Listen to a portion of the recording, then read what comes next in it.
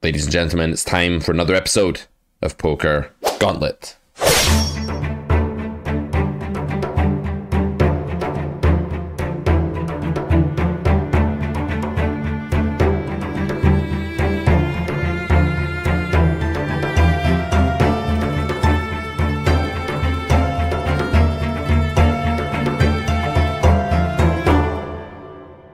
Today's contestant is a chap called Dan. Let's wish him the best of luck for the 10 hands that we're about to review. Here are some of the video titles from Aggress to Impress episodes 4 to 6 available to Carrot Corner subscribers. Let's see if this whets your appetite for this series from High Stakes Pro Alex Piguero. Aggress to Impress episode 4 that is out now on Carrot Corner is called Turn Over Bets with Trash. That's right. There are spots where you can actually bet terrible looking hands from more than the pot on the turn, and it's not just theoretically correct, but very effective in practice as well.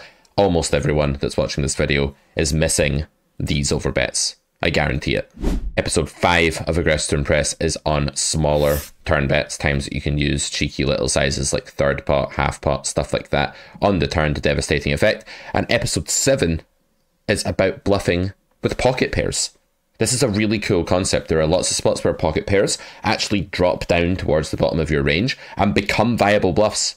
But people miss these because they look like showdown value. But often they're not. They're often bottom of range, and you definitely want to work those bluffs into your game. But without any further ado, let's get in to this episode of Poker Gauntlet. This is episode number 6. Let's see if Dan can beat the high score.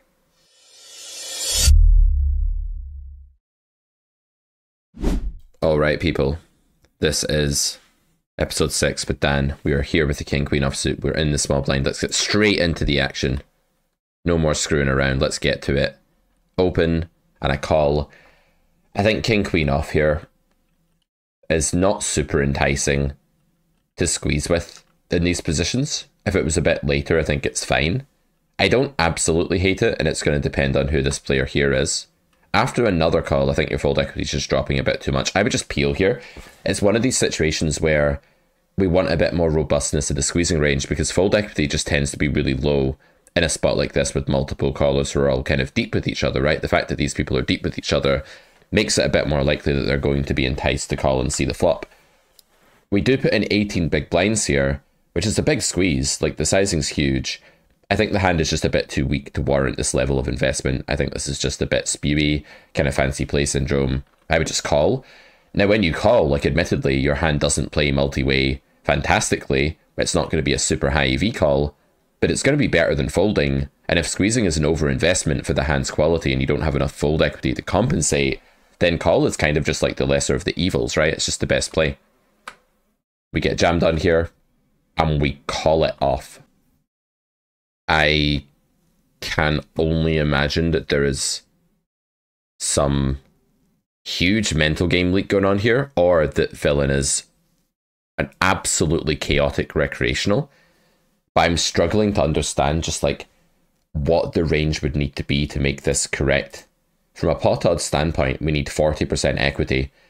If you plug in a range of like some pocket pairs that we have 2 overcards to, some hands like King, Queen, Ace, Jack suited, like, you're not going to have that, right? You're going to be lower equity than that. I just don't really understand. I'm going to turn on the HUD. 2718, it's a tiny sample. Yeah, I don't have a massive sample on this player in my HUD. That's not to say that Hero didn't have a bigger one. But this hand is bad on all fronts. Wow, I did not want to start the episode like this, guys. I wanted to start the episode on a positive note, but I grabbed 10 hands. I don't even really look at them. I just look at the pot size. I just fell through the pot size. We are off to an awkward start. And yeah, I'm going to have to give this hand a 0.5 out of 10.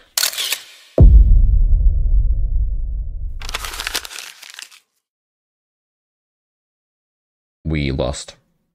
Okay, maybe that will encourage the student not to do that ever again. I say the student, what I really mean is the contestant. I'm just so used to like working with people I'm currently coaching. Okay, King, Queen of clubs now. We go ahead and 3-bet, we get called. The flop is 997. 977. So this is a flop that's reasonable for our range, it's not bad at all. Like the paired board is better than the unpaired board, right? Because it's going to cut down the combos of sets, and the caller of the 3-bet is very rarely going to have trips on nodes like this because it's not a lot of 7x that calls pre. Ace-7 suited probably doesn't call. 8-7 suited might not even open in the first place or might not call. There just isn't very much, right? 7-6 suited, same kind of thing. So big nut advantage spot. Definitely a spot where playing check raise and big bet is correct in the solver. Playing small bet here, maybe you could make a case for it. I tend to tell students not to bother with small bets in spots like this because it doesn't really capture the flavor of what's going on theoretically, that you have a big nut advantage and you want to put a lot of money in the pot and you want to make lots of hands indifferent in the opponent's range here with your bets, and going something like half pot or 60% pot here is definitely the norm. We do go for small. This is kind of a contagion at these stakes. I just see people always use this sizing. They've just not really thought about it enough. They've maybe not like done enough solver study in these spots, or maybe they're trying to do something exploitative, or they're trying to simplify their own strategy or something like that. I'm actually a big believer that like some flop spots don't really matter, but others do. This is one that I don't think matters like tremendously, but the habit of just simplifying your own game and going small on the flop and stuff like that instead of considering check raise or big bet or whatever, I think it's kind of like a sloppy habit that can lead to a lot of oversights. There are definitely flop spots at 25 and L where you should definitely not bet small because it minimizes EV with your top stuff. So if you had a hand like pocket kings on a flop like this, it's probably the case that in like a single raised pot, okay, let's say it's like 9-7 deuce, like it's unpaired and it's a single raised pot and you're against the fish, c-betting small probably minimizes EV with that hand because they just don't raise enough and they're too inelastic to sizing. Check raise or big bet would be better, right? If this was like blind versus blind, single raise pot, 9-7 deuce. I'm kind of extrapolating a lot here, but yeah, the first hand was really fast, so figured we'd just say a bit more. So on the turn, this is a bad card for our range in the sense that pocket fives gets there, 6s picks up equity, 8s picks up equity. So our range is just now lower EV here than it was on the flop. Villain is filtered towards stuff that kind of doesn't mind the 5. That said, it's not like a horrific spot for range. You definitely do want to do some bluffing here. I actually don't know exactly what the bluffing range looks like. I'd imagine it's quite a high check frequency, but bigger bets when we do bet. I'd imagine that we are preferring diamonds for the reason that they don't block so much of the flop floating range, but I think we're preferring like suited cards to offsuit cards, because the thing is here, if you have a hand like king queen of clubs, you're only blocking like queen jack of clubs, king jack of clubs, stuff like that. If you have a hand like queen king offsuit, then you're beginning to block more combos because there's two suits. If you have like king of hearts, queen of clubs, for example, then you're blocking like king queen, king jack, king 10 of hearts, and queen jack, queen 10 of clubs, right? So you're actually blocking more of the folding range here by having an offsuit combo than a suited combo, which is a cool little thing to remember if you're just really in the dark about what to do and you want to fall back on like a GTO theory mechanism, like something we teach in like grade 3 of the Carrot Poker School. This is probably the thing to remember about these spots. That said, the real life situation here is just going to come down to like what we think fold equity is here. And generally when we triple barrel spots like this, we'll do all right. So I don't mind a plan of just like being really aggro here, betting turn, betting river. There's going to be some rivers that are further over cards to this board. Like an ace is going to be pretty good, for example. And I think just like going for some plan of being really aggressive in this pool is good against regs, against like non-stationary fish here. So I don't hate the bet, but I do think it's like a spot where you're over bluffing really quickly and easily here. But that's not always terrible. Like it's not always terrible to over bluff. The 10 comes in the river. That's going to hit a bunch of our value bets from our bluffs from the turn are going to become 10x now, so there's going to be some king 10, there's going to be some jack 10, obviously betting turn, there's going to be maybe some ace 10 betting turn. So by and large a good card for our range, because our opponent, if they had 10s, that's probably a hand that's calling down most of the time anyway, and that's now less likely. So I don't think this card is that bad. 8s, 6s, ace 9, etc. would be the target range you're wanting to fold here. I'm pretty ambivalent about this spot. I think it's fine. I don't mind jamming this hand here. Again, I think there's good reason to think that like king queen is better than, I don't know, something containing an ace, for example, because villain could have ace king going call call fold here or something, or ace queen going call call fold maybe. I don't know. I don't feel too strongly about river either way. It doesn't strike me as like a really great spot to bluff. I think I'd probably go for it, but I don't hate it. 10-9 checking back. The thing is, like, once villain gets here with 10-9, they're probably meant to jam the river because we're never meant to slow play over pairs at this node.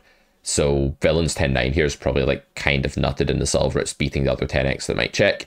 And we have hit some jack 10 and stuff that can check call. We're meant to check call like some ace high here maybe as well. I don't know. It's a very weird spot, but I think check back makes sense from villain in real life.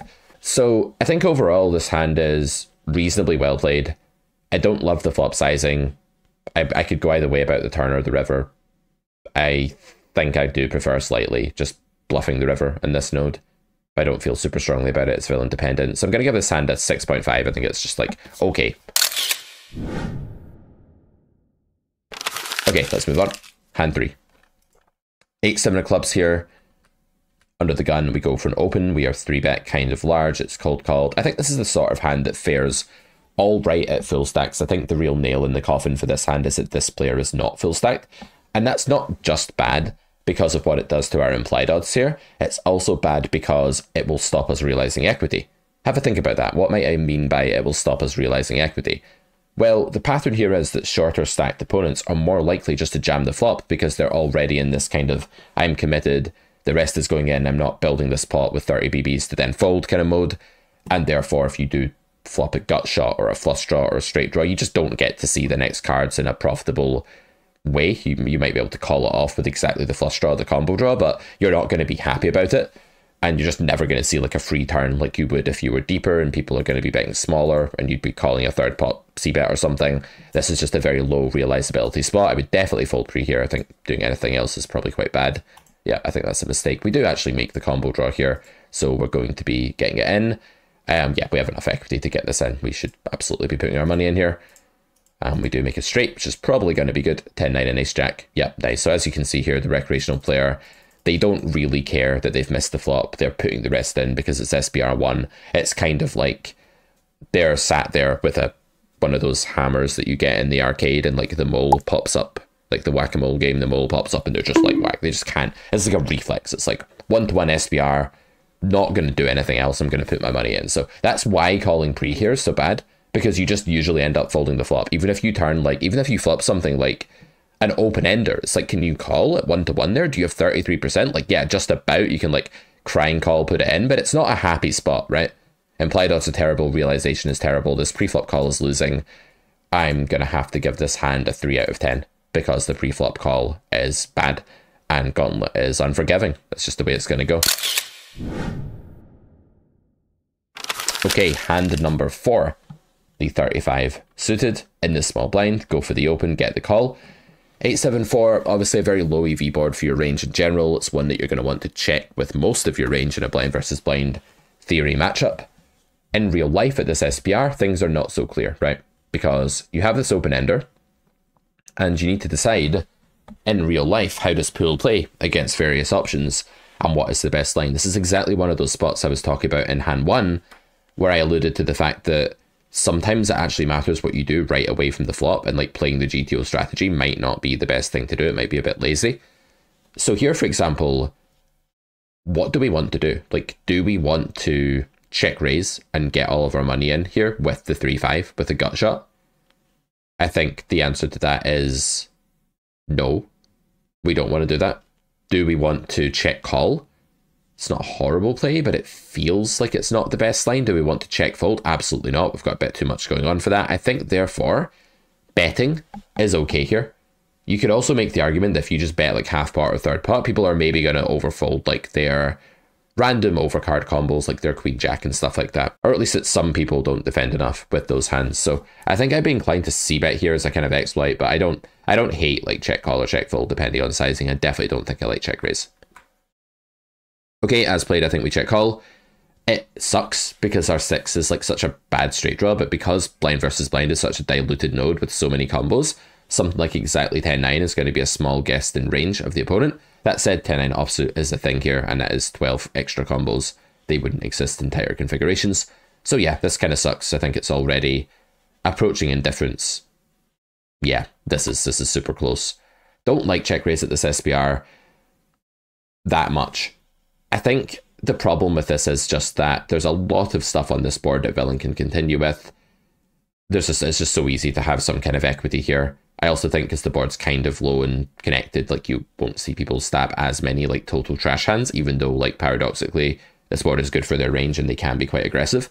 So yeah, I think I much prefer like not reopening here to then get jammed on. The other part of the puzzle is that when villain is short, they're going to be taking a jam line a bit more often than when they're not short, right? They're going to be jamming this node more often than they would be 3-betting some node 100 BBs deep.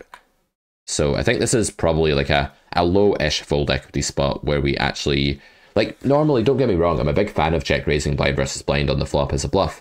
I would just like to have a bit more equity, and I would like the board to be a bit less, like, horrible, because our equity is just terrible here, and the opponent can just have a lot of good stuff, and I would probably like villain not to be, like, short and in that jamming over me territory, SPR-wise.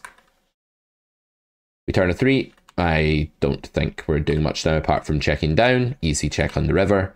We have showdown value. We can't value bet. We don't want to bluff. And villain goes for half pot here. I think there's a lot of air getting to this node. A ton of air, actually.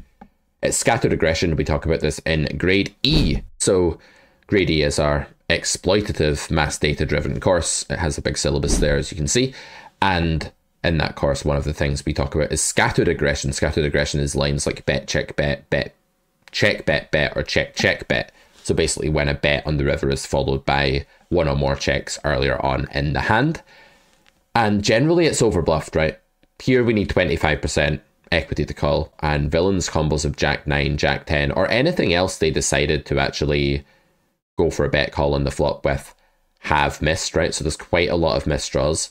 Now, this isn't the classic scattered aggression because we raised the flop, right? Had we called the flop, this would be much more enticing. This kind of scattered aggression is a little bit less good because villain has bet and then called our raise, and that's going to just make their range a little bit more robust and airless, etc. But that said, villain can still just have like open-enders, gutters, because the Jack 10, 10, 9 combos like that are offsuit in nature, Jack 9 as well. There are a ton of combos, right?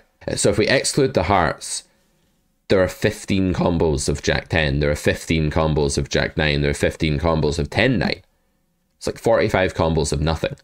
There's also stuff like Ace 5, gutted to the 6, gutted to the 5, busted clubs. There's just so much air that gets to this node. There's just so many ways that villain can have bet called the flop with a hand that is still nothing that you absolutely need to call here. You're guaranteed to have 24% equity against the pool here. You probably have about 40 to 50% equity if you made me guess. Villain, if they did have a value hand, is incredibly likely to bet the turn when check 2, given that the board is double flush drawn, super wet. This call is printing if we can find it. Good call. Excellent stuff. King 10, another example of the absolute spew that can go on here. Don't think this hand should ever be bet calling the flop, but there you go.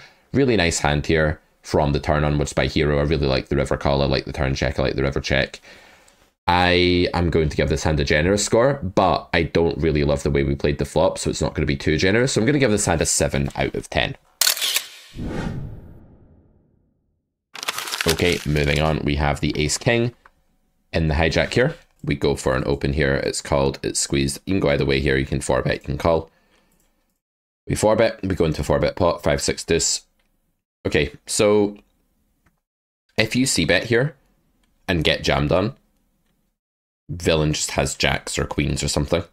It's kind of rare that that'll actually happen though. So c-betting here, really small, is fine. It's a play. You can get called by a little bit worse.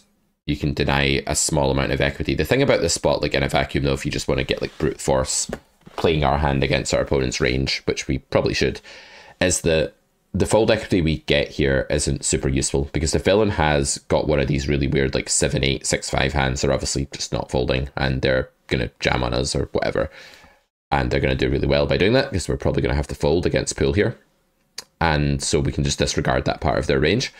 If they have something like Queen Jack suited, okay, that's a loose call pre, and that's the only hand that really has like 6 outs to the pair and the backdoor. Usually when villain has an unpaired hand, we dominate those outs, right? And we have the backdoors ourselves here kind of blocked. I want to show you this, guys. This, oh, I missed it.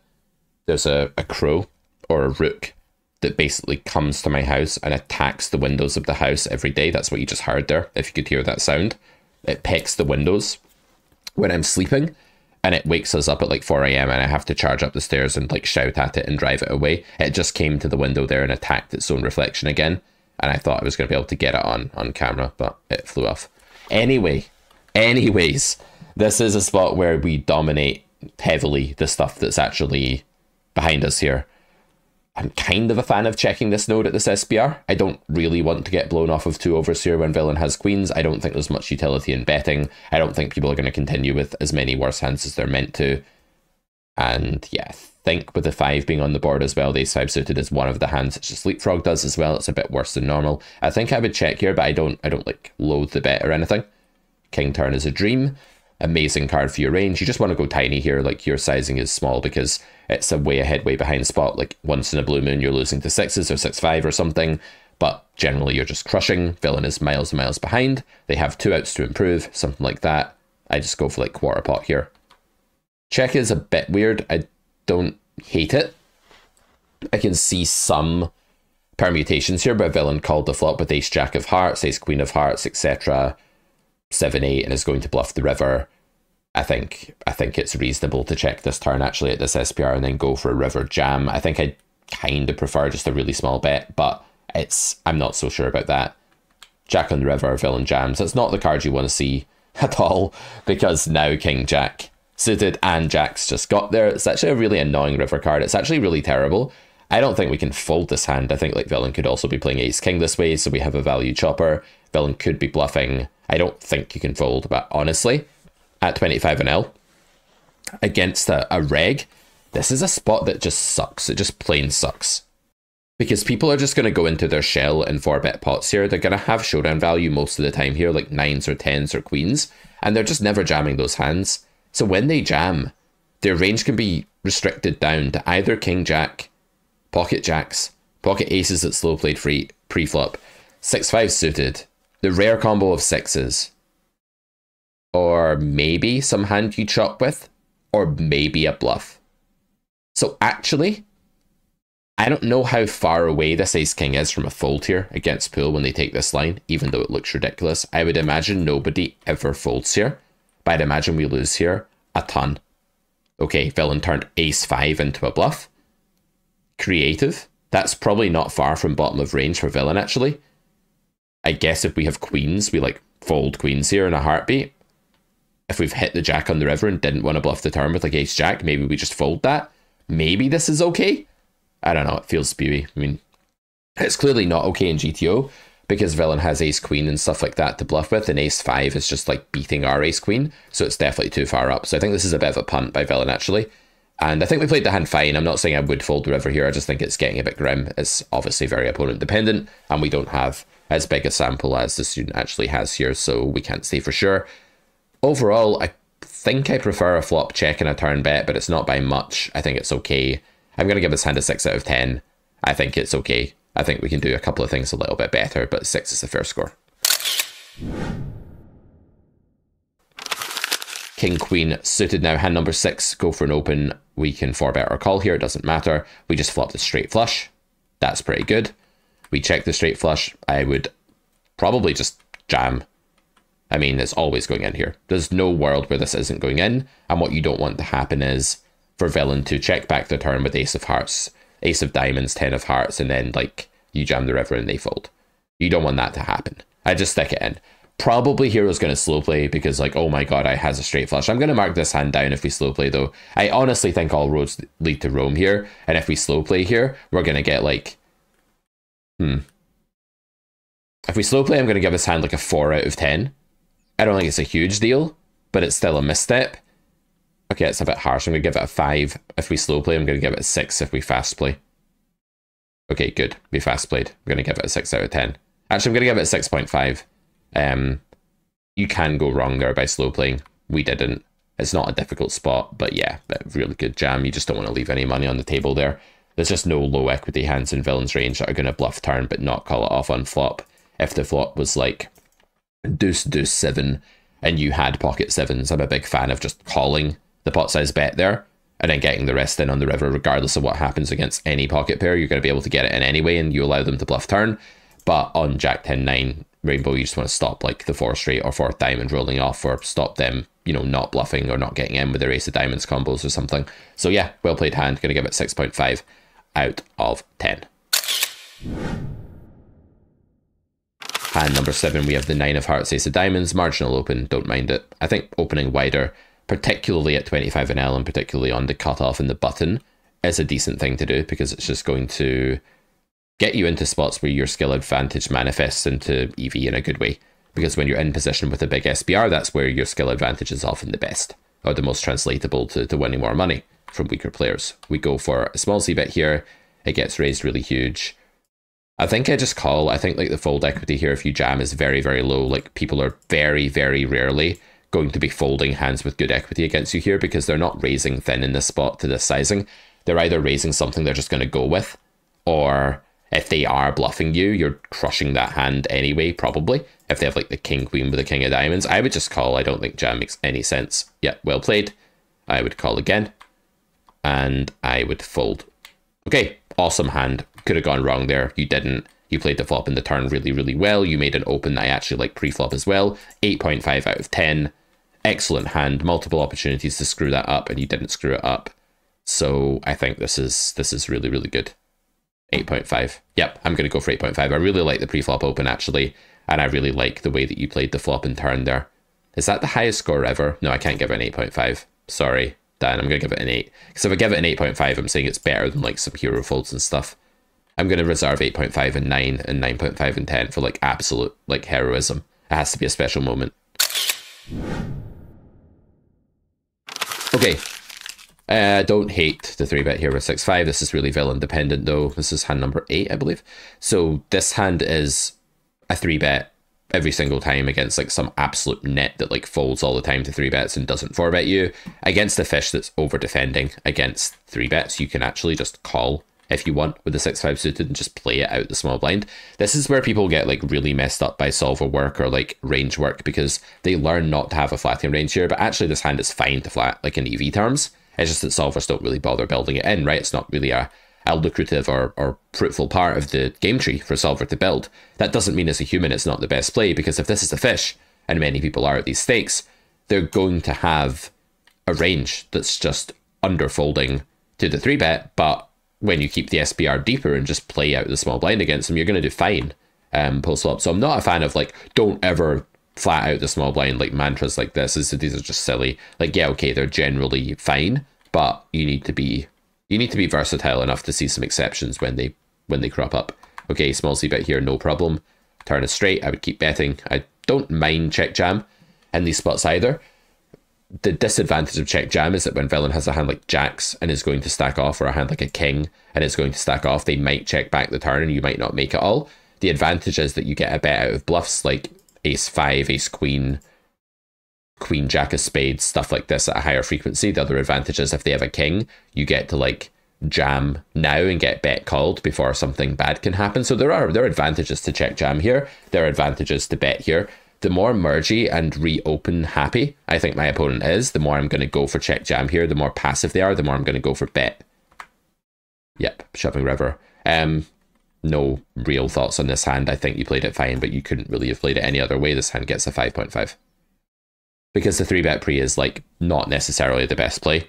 And yeah, I don't know about how I feel about giving them. I mean, the sizing was right, actually. Now I'm going to give this hand a 6.5. The sizing was right. You didn't do anything silly. You didn't like undersize or fail to get value. I'm going to give it a 6.5. I'm being a bit harsh there. And number 9 features the pocket aces. I nearly said pocket rockets there, but I couldn't bring myself to do it because it's one of the most cringe things in poker, as Gen Zs like to say. Gen Zs find me really cringe. They come on my videos and they're like, bro, you're cringe, bro. And I'm just like, yeah, shut the fuck up. Anyway, so we go for 4-bet and jam, and this is not a hand we're going to talk about. We're not going to be discussing this hand. I don't care.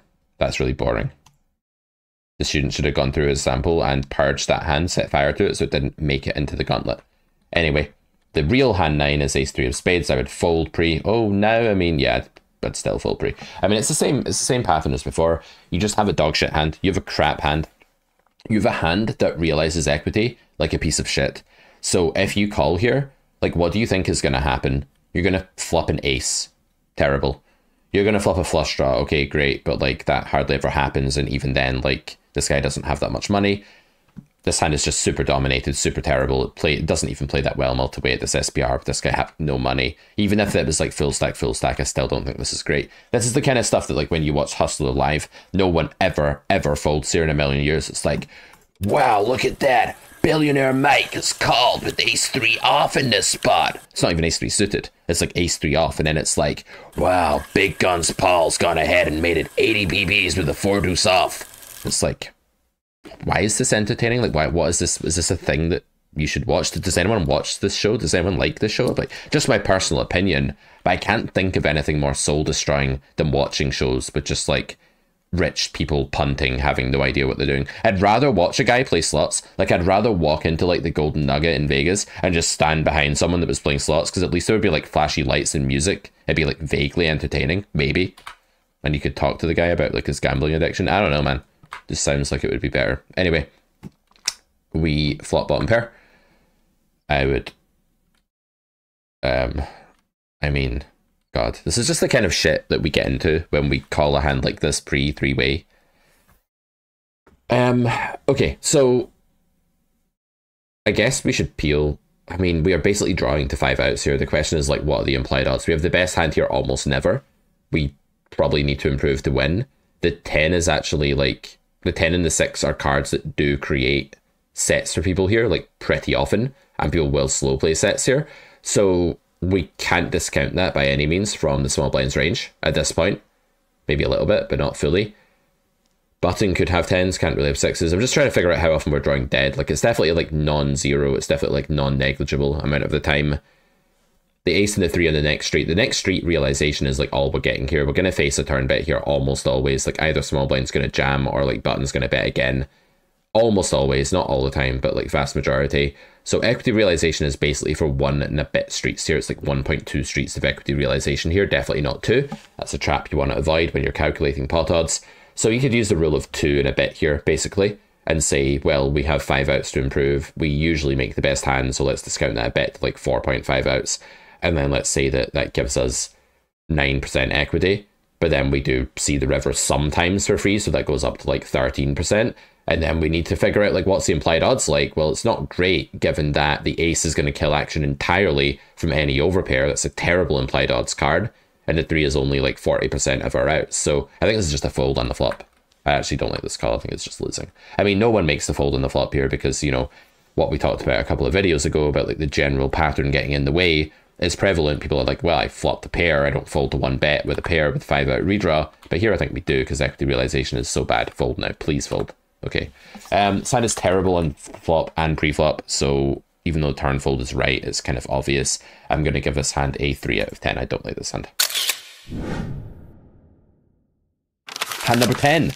Ace queen suited, open, call, flop top pair, go for a... I just go big here in this pool, usually on a board like this. I want more money going in the middle. People are bad at knowing that like 10-9 is now a fold sometimes against a really big bet here, for example. I would just like to see more money go in here. This is where I'm different to other coaches, right? Like other coaches will be like, fine, gloss over the street. I actually take issue with it because I think there's room for improvement here against the pool. I know in theory you can bet small or you can overbet or you can bet big. You can do all sorts of things, but I prefer to just play differently here. Turn, I don't hate. I think you can overbet. We get check raised. There's a lot of draws here that are possible. Generally speaking, at these stakes, this is not a good thing to happen, especially when flop is rainbow, because there's going to be less draws. If flop was two-tone, I like this spot more because like people have more flush draws here, but they just don't have as many like jack, 7 of spades calling flop as they do when the spade is on the flop. So this is kind of crappy now, but you did bet small on flop, and the good news is that many value hands would have just raised you there and then. So villain is mainly saying that they've just hit 5-4 pocket 5s or ace 5, all of which are possible. Meanwhile, they can just be raising a gutter. I think this is probably still an overbluff spot most of the time, as long as villain isn't really passive, because there's just too many ways you can just have a bluff here. I would call. I'm not like that happy about it. The 10 river is really bizarre. It's obviously very, very like brickish for both parties because nobody really has a 10 here. You don't really bet the turn to a third spot with a 10 very often. Villain doesn't raise the turn with a 10, so this is like the brick of all bricks. Villain bets 30 big blinds. I think we're calling. The value region now is just like tiny because like 4-5 has now been negated as well. It's no longer a thing. So villain's basically saying ace-5 has also been negated. You beat that too. Villain's saying they have 5s. I just don't believe that this is anything but wildly overbluffed because there just aren't enough combos of 5s. Okay, they have it this time, but overall, really good call. Really well played hand, actually. I prefer betting flop bigger, but I like the way you played this. I'm going to give this hand a 7.5 out of 10. All right, ladies and gents, the scores are in, and Dan has scored 54.5 out of 100, 5.45 out of 10. A pretty middling score in the leaderboard. It's a shame because Dan's play was really, really good in lots of hands there. Like, it actually really impressed me at multiple points, but there were just a few like silly, bizarre punts that we just didn't have to make that are just torching money. I think probably what's happening with Dan is that he plays really well for a while, and then just like there's an inevitable punt that just like dusts off a bunch of money and ruins his win rate, and it's causing him to get, I would imagine, stuck at this game because the punts we saw there with like the king queen off and ace 3 suited are just too costly to still maintain a win rate. You know, when you throw away money by over investing in spots, it really does eradicate all of the hard work that you've done by playing hands solidly in the interim. If you enjoyed this content, we now have something like 52 videos in our subscriber library for you to check out for just $49.99 per month. Don't forget, in July, all month long, we are also running this ridiculous promotion. There's a big flashy light banner thing on the website that my assistant made that basically says, hey, get loads of stuff for free. You get a free month subscription when you pick up Exploit Course Cash Injection for just $99.99. That's amazing value, basically give me like 50% value on top there. You get an extra few months when you get grade 1, an extra 6 months when you get the full scholarship. That's all the grades to the Carrot Poker School. July is the time to invest in your poker education, at least at the Carrot Corner. And so do check it out after the video by clicking that link in the description. I will see you guys for another episode of Poker Gauntlet and more content very soon. Bye for now.